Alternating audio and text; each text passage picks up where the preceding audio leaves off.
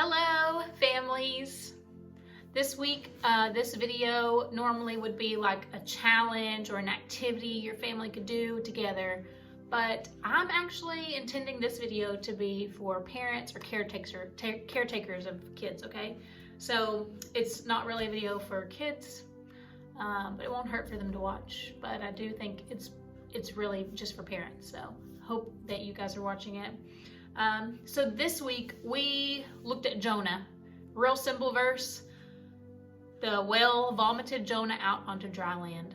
So what do we know from Jonah? He was not obeying God. He was running from God.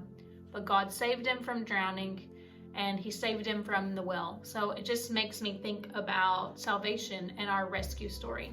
So this is what my challenge is for you parents and adults, okay? This week, sit down with your kids and talk to them about your salvation story. How did you decide to follow, obey, and love God? How did he save you from your sin? Where were you at? Why did you decide to do that? When did that happen? If you remember all those details, that is going to be very helpful for your kids to know that. And if you don't remember those details, what you could do is just share with them like your emotions, what God has done for you.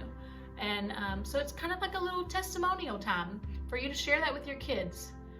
I can say for my family, oftentimes we get busy in the reading of books, praying, worshiping together, doing little Bible crafts and, looking at God's creation. But really, it's important for us to sit down and reflect and remember what God has done for us, why it all matters, because he saved us. And so another thing that you can use during this time is this tool right here. We use this in our children's ministry. I'm sitting right now in our empty classroom, which normally would have kids in it. And our teachers know this. But now the teachers are not here and the kids are not here. The kids are with you. And I'm going to give this to you through email, social media, and on the website under resources. This will be here for you to look at. But it basically walks through the steps of salvation in a child's language. This does not have to be a time where you have to make your kids accept God's plan for them. No, instead talk to them. Figure out, do they have questions? Have they chosen to do this already? If so, share with them and teach them to share their testimony with you. They need to learn how to do that, to share what God has done for themselves. Ask questions. With my kids, they're not ready. We're just going to explain it and walk through it. And so that's what I want you to do this week. And just enjoy that time with your kids on reflecting on how good God is and how good he has been for you. And let's just love those kids by providing the gospel plan with them, okay? All right. If your kids watch this video, then hello kids, I miss you.